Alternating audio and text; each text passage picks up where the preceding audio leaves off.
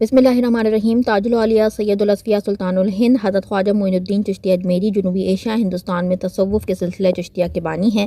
हज़रत ख्वाजा कुतुबुद्दीन बख्तियार काकी, हज़रत बाबा फरीदुद्दीन गंजशकर और हज़रत ख्वाजा निज़ामुद्दीन औलिया जैसे अज़ीमुश्शान पिराने तरीक़त के मुर्शिद हैं। आप 536 हिजरी व मुताबिक 1141 ईस्वी को जुनूबी ईरान के इलाके सिस्तान के कस्बा सिंजर में पैदा हुए। आपका नाम मोइनुद्दीन हसन और नसब के एतबार से आप नजीबुत्तरफ़ैन यानी हसनी हुसैनी सैयद हैं। आपका शजरा 12 वास्तों से हज़रत अली से जा मिलता है। आपके वालिद सैयद ख्वाजा ग़यासुद्दीन हसन बहुत दौलतमंद ताजिर और बाअसर शख्सियत थे।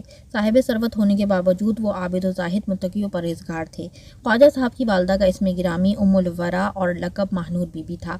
वालदा की जानिब से आपका शजरा नसब चंद वास्तों से हज़रत इमाम हसन से जा मिलता है। दौलत की फरावानी के बावजूद बचपन से ही ख्वाजा साहब बहुत ही क़नात पसंद थे। 15 बरस की उम्र को पहुँचे तो वालिद का इंतकाल हो गया। उनकी विरासत से आपको एक बाग और पंचक्की मिली। आपने अपना ज़रिया माश बागबानी को बनाया।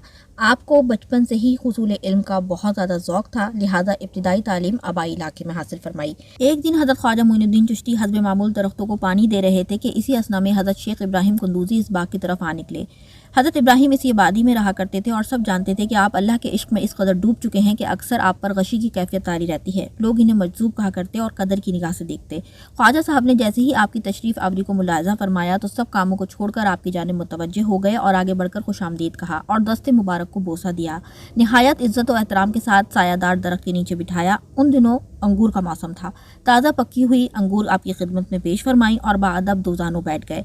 हज़रत इब्राहिम कुंदूज़ी को आपका अदब और अंदाज़े मेज़बानी बहुत पसंद आया और आप पहचान गए कि यह फ़र्जन निहायत होनहार और राह हक़ का मुतलाशी है। उन्होंने अपनी जेब से एक खली का टुकड़ा निकाला और दंदाने मुबारक से चबाकर हज़रत ख्वाजा मोइनुद्दीन चिश्ती के दाहने मुबारक में डाल दिया। वो खली का टुकड़ा शबाब मार्फत का एक जाम था जिसे पीते ही आप पर खुद ही किसी कैफियत तारी हो गई और निगाहों से वो तमाम हिजाबात दूर हो गए। आंखों में नूर ही नूर छा गया। जब आपको होश आया तो साकी ये जाम मार्फत महफिल से तशरीफ़ ले जा चुके थे। दिल काबू से बाहर हो गया। इश्क में सब्र चुके इंतहाई दुश्वार होता है, लिहाजा ख्वाजा साहब को भी करार ना रहा और जो जलवा आपको शेख इब्राहिम कुंदूज़ी दिखा चुके थे उस जलवे को देखने के बाद खुद पर एक दीवानगी सी कैफियत तारी हो गई। दुनिया और दौलत दुनिया सब हकीर और बेवक़्त दिखाई देने लगी। आपका क़ल्ब इश्क़ इलाही से लबरेज हो गया। आपने बाग, पंचक्की और साजो सामान बेच डाला। सारी रकम फुकरा और मसाकिन में तकसीम फरमा दी और हुसूल इल्म दीन के खातिर राह खुदा के मुसाफिर बन गए। आप सबसे पहले समरकंद तशरीफ़ ले गए, जहाँ आपने सैयदना मौलाना अशरफ की बारगाह में हाजिर होकर बाकायदा इल्म दीन का आगाज़ फरमाया। पहले हिफ्ज़ कुरान फरमाया, फिर उन्हीं से दीगर उलूम हासिल किए। इल्म की मज़ीद प्यास बुझाने के लिए बुखारा तशरीफ़ ले गए, जहाँ शोरा आफ़ाक़ आलिम दीन हज़रत मौलाना हसामुद्दीन बुखारी बारी से इख्तिसाब फैज़ फरमाया और थोड़े ही अरसे में तमाम दीनी उलूम की तकमील फरमा ली। फिर मर्शद कामिल की जस्तजू में बुखारा से हिजाज़ का सफ़र फरमाया। रास्ते में जब निशापुर के इलाके हारवन से गुजरे तो वहाँ मर्द कलंदर कुतुब वक्त हज़रत सैयदना उस्मान हारवनी चिश्ती का शोरा आफ़ाक़ सुना तो फ़ौरन हाज़िर खिदमत हुए और उनके दस्ते अक़दस पर बैत करके सिलसिला चिश्तिया में दाखिल हो गए। आप कई साल तक मुर्शिद कामिल की खिदमत में हाजिर रहे और मार्फत की मनाजिल तय करते हुए बातिनी उलूम से फैज़याब होते रहे। आपके पीर जहाँ भी जाते आप उनका साजो सामान अपने कंधों पर उठाए जाते। कई मरतबा मुर्शिद के साथ हज की सादत नसीब हुई। आप फरमाते हैं कि जब मेरे पीर मुर्शिद ने मेरी खिदमत और अक़ीदत देखी तो ऐसी कमाल नेमत अता फरमाई जिसकी कोई इंतहा नहीं। आप बारगाह मुर्शिद में इतने मकबूल थे कि एक मौके पर खुद मुर्शिद करीम ख्वाजा उस्मान हारवनी ने फरमाया कि हमारा मोइनुद्दीन अल्लाह अज़्ज़ वजल का महबूब है, हमें अपने मुरीद पर फ़ख्र है। एक बार हज के मौके पर हज़रत सैयदना उस्मान हारवनी ने मिज़ाब रहमत के नीचे आपका हाथ पकड़कर बारगाह इलाही में दुआ फरमाई कि ए मेरे मौला, मेरे मोइनुद्दीन हसन को अपनी बारगाह में कबूल फरमा। गैब से आवाज़ आई कि मोइनुद्दीन हमारा दोस्त है, हमने इसे कबूल किया। आप ये पीर मुर्शिद ने अपनी बातनी फरासत से ये जान लिया था कि ये नौजवान दावत व तबलीग के अजीम मर्तबे पर फाइज होगा और इसके इल्म व अमल और रूहानी शख्सियत को देखकर हज़ारों लोग दामन इस्लाम से वाबस्ता होंगे।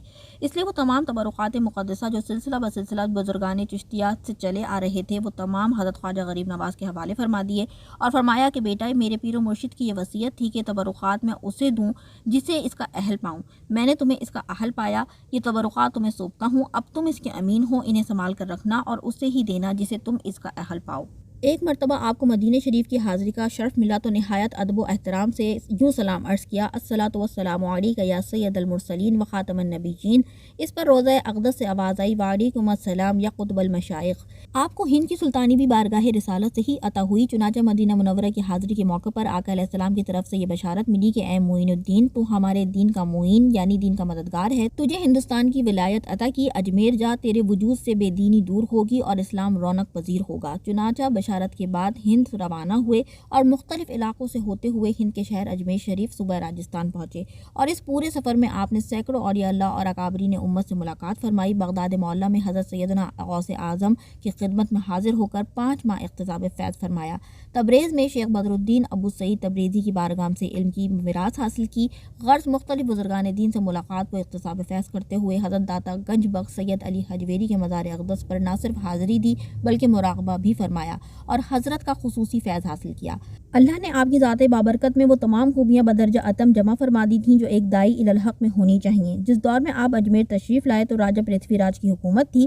تخت و تاج، لشکر و سپاہ اور ظاہری طاقت و قوت کے نتیجے میں اس نے ہزار جتن کیے کہ کسی طرح اس درویش کو زیر کر کے ہجرت پہ مجبور کیا جائے، لیکن شاید اسے یہ معلوم نہ تھا کہ اگر اس کے پاس تخت و تاج ہے تو ان کے پاس ولایت، اگر اس کے پاس لشکر و سپاہ ہے تو انہیں تائید غیبی حاصل ہے۔ آپ کے حلم و بردباری، جود و سخاوت اور دیگر اخلاق عالیہ سے متاثر ہو کر دہلی سے اجمیر کے سفر کے دوران تقریباً 90 لاکھ افراد مشرف اسلام ہوئے۔ نبی کریم صلی اللہ علیہ وآلہ وسلم نے ارشاد فرمایا کہ تم میں سے کوئی شخص اس وقت تک مومن نہیں ہو سکتا جب تک اس کی خواہشات میرے لائے ہوئے نظام کے تابع نہ ہو جائیں۔ سرکار علیہ السلام کا لایا ہوا نظام شریعت اور اس نظام کے تحت اپنی خواہشات کو تابع کرنا طریقت ہے۔ سرکار علیہ السلام کے قول مبارکہ کی عملی تصویر صحابہ کرام، اہل بیت اطہار اور اولیاء اعظام ہیں۔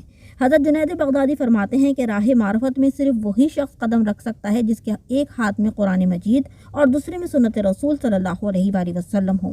خانقاہی نظام میں عبادت و ریاضت کے ساتھ حقوق و لباس کو جس کی تعلیم قرآن و حدیث میں دی گئی ہے نہایت اہمیت حاصل ہے۔ صوفیہ نہ صرف لوگوں کو اللہ سے قریب کر کے باطن کی اصلاح کا اہتمام فرماتے ہیں بلکہ خلق خدا کے کام آنا ان کی اولین ترجیحات میں شامل ہوتا ہے۔ حضرت خواجہ غریب نواز بہت ہی نرم دل، متحمل مزاج، سنجیدہ طبیعت کے مالک تھے۔ اگر کبھی غصہ آتا تو صرف دینی غیرت کی بنیاد پر لوگوں کی سخت باتوں کو خندہ پیشانی سے برداشت فرماتے اور صبر اور حسن اخلاق کا دامن ہاتھ سے نہ جانے دیتے۔ ایسا معلوم ہوتا جیسے آپ نے یہ نازیبا بات سنی ہی نہیں۔ آپ پر خوف خدا اس قدر غالب تھا کہ خشیت الہی سے کانپتے اور گریہ وزاری فرماتے۔ خلق خدا کو خوف خدا کی تلقین کرتے ہوئے ارشاد فرماتے ہیں کہ اے لوگو، اگر تم زیر زمین سوئے ہوئے لوگوں کا حال جان لو تو تمہارے خوف کے کھڑے کھڑے پگھل جاؤ۔ سلطان الہند نے اپنی زندگی کے تقریباً 81 برس راہ خدا میں علم دین کی ترویج اور مخلوق خدا کو راہ راست پر لانے میں بسر فرمائے۔ خواجہ صاحب کے مرتبے کا اندازہ اس واقعے سے لگایا جا سکتا ہے کہ آپ کا ایک مرید راجہ کے دربار میں کام کرتا تھا۔ آپ نے اس سے کہا کہ جاؤ راجہ سے جا کر کہہ دو کہ اسلام قبول کر لے۔ مرید راجہ کے دربار میں یہ پیغام سناتا ہے تو راجہ سیخ پا ہو کر اسے اتنا مارتا ہے کہ اس کا سر پھٹ جاتا ہے۔ راجہ غصے سے کہتا ہے، میرا نوکر ہو کے مجھے بتائے گا، جا اپنی پیٹھ سے کہہ دے کہ اگر کل تک یہاں سے نہیں گئے تو تیری گردن اڑا دوں گا۔ مرید نے زخمی حالت میں خواجہ کی بارگاہ میں حاضر ہو کر راجہ کا پیغام سنایا۔ خواجہ صاحب نے سر جھکا لیا، تھوڑی دیر تک سر جھکائے رکھا اور فرمایا کہ ہم جا رہے ہیں اور تیرے راجہ کو ہم نے زندہ مسلمان کے ہاتھ گرفتار کروا دیا۔ یہ کہہ کر خواجہ صاحب اٹھ کھڑے ہوئے اور سیدھا افغانستان پہنچے۔ شہاب الدین غوری جو پرتھوی راج سے 10 سال پہلے جنگ میں ہار گئے تھے اور انہوں نے کہا تھا کہ جب تک جنگ نہیں جیتوں گا اپنے محل میں نہیں سوؤں گا، وہ فرش پر سوتے تھے۔ ان کے خواب میں خواجہ صاحب آئے اور فرمایا کہ چلو اٹھو، ہم نے پرتھوی راج کو تمہارے ہاتھ گرفتار کروا دیا ہے۔ جب صبح ہوئی تو شہاب الدین غوری نے علماء کو دعوت خاص پر بلایا اور انہیں اپنا خواب بیان کیا۔ سب نے بیک آواز کہا کہ آپ کو نشاندہی کی گئی ہے کہ آپ حملہ کریں۔